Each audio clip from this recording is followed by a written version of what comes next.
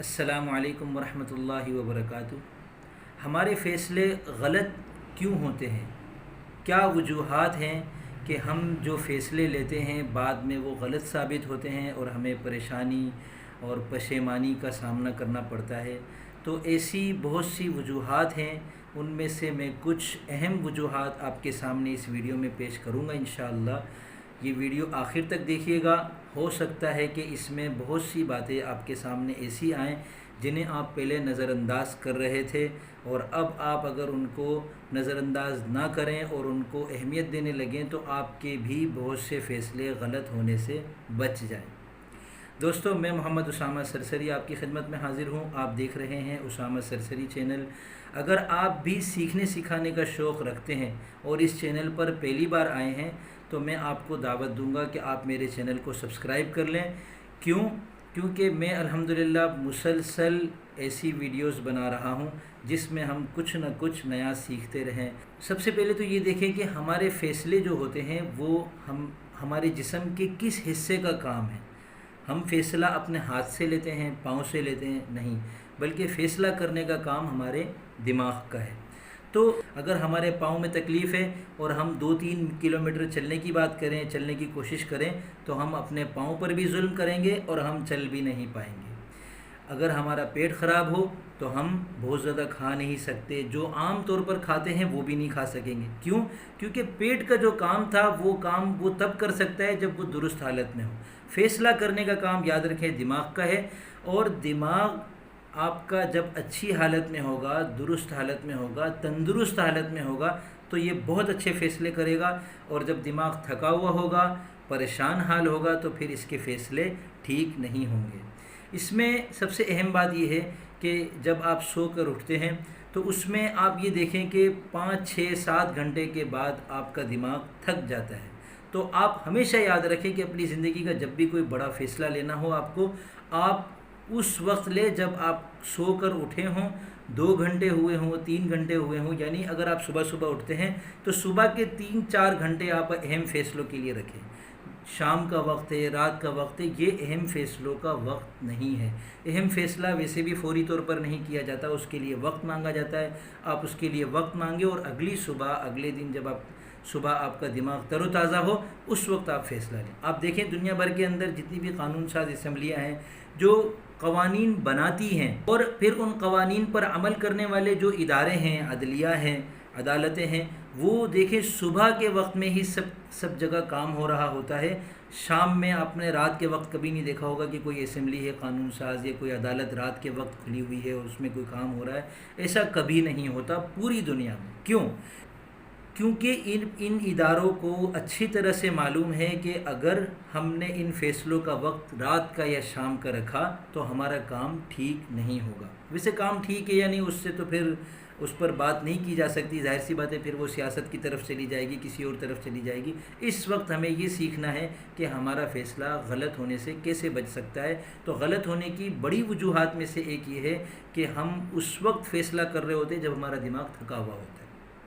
ٹھیک ہے، اب صبح کا وقت آپ نے فیصلہ کرنے کے لیے مقرر کر لیا، بڑے فیصلے لینے کے لیے، بڑے اہم ترین ارادوں کے لیے، تو اب آپ کو یہ دیکھنا ہے کہ اس وقت بھی آپ کو کسی نے تنگ نہ کیا ہوا ہو، کسی کے اوپر کسی غصے میں کسی بھی وجہ سے آپ کو غصہ آ رہا ہے، تو غصے کے وقت یاد رکھیں کبھی بھی فیصلہ نہیں کیا جا سکتا۔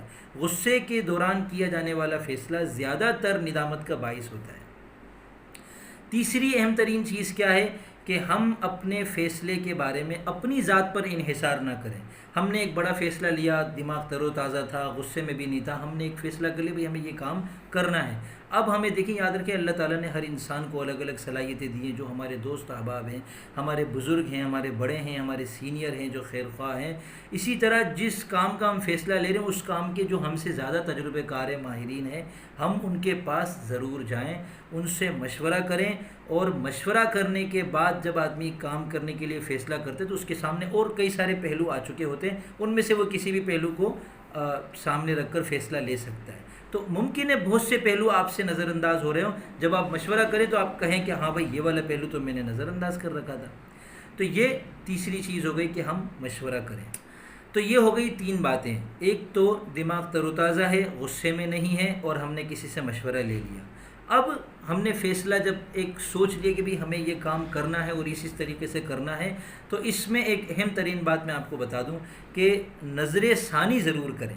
یعنی آپ جس وقت فیصلہ کر رہے ہیں، ممکن ہے اس کے کچھ گھنٹوں کے بعد آپ کے دماغ میں کوئی اور نئی بات آ جائے، اور جو مشورے میں بھی نہیں آئی تھی، جو ویسے بھی نہیں آئی تھی، کسی اور وجہ سے آپ کے سامنے اچانک کچھ آپ کو یاد آ جائے. دماغ کے اندر بہت ساری میموری محفوظ ہوتی ہے، وہ کسی بھی وقت کچھ بھی یاد آ جاتا ہے. بیٹھے بیٹھے کوئی لطیفہ یاد آ جاتا ہے، کوئی پرانا واقعہ یاد آ جاتا ہے. نماز کے دوران کتنے واقعات یاد آ جاتے ہیں. ہم دوسری جو کام کر رہے ہوتے ہیں ان کے دوران ہم کو کتنے عجیب عجیب قسم کے واقعات، بچپن کے واقعات یاد آ جاتے ہیں.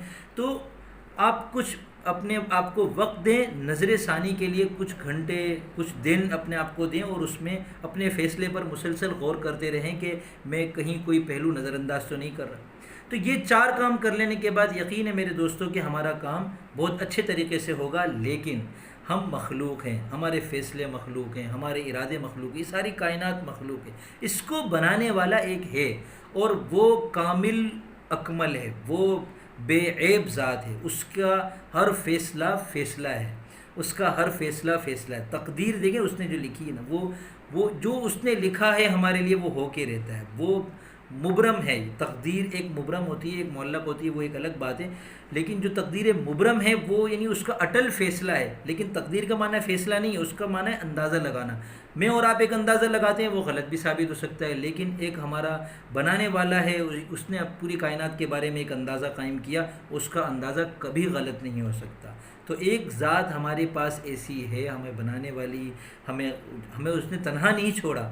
تو ہم اپنا کام کرنے کے لیے جب کوئی فیصلہ لے رہے ہوں تو یاد رکھیں کہ سب کچھ ہو جانے کے بعد، پورا مطمئن ہو جانے کے بعد بھی ہم دعا ضرور کریں، اور دعا میں اس سے یہ کہیں کہ یا اللہ اگر اس کام میں میرے لیے بہتری ہے، میری دنیا کی میری آخرت کی بہتری ہے، تو یا اللہ اس کام کے لیے میرے لیے راستے کھول دے، میرے لیے یہ کام آسان کر دے. اور اگر میری دنیا کے لیے یہ کام نقصان دہ ہے، میری آخرت کے لیے نقصان دہ ہے، یا اللہ تو جانتا ہے میں نہیں جانتا، تو قادر ہے میں قادر نہیں ہوں، تو میرے لیے اس کو بند کر دے، مجھے اس سے دور کر دے، اس کو مجھ سے دور کر دے، میرے لیے خیر مقدر فرما. اس کا نام استخارہ ہے. استخارہ عربی کا لفظ ہے، اس کا مطلب ہے اللہ تعالیٰ سے خیر طلب کرنا. استخارہ خیر طلب کرنا.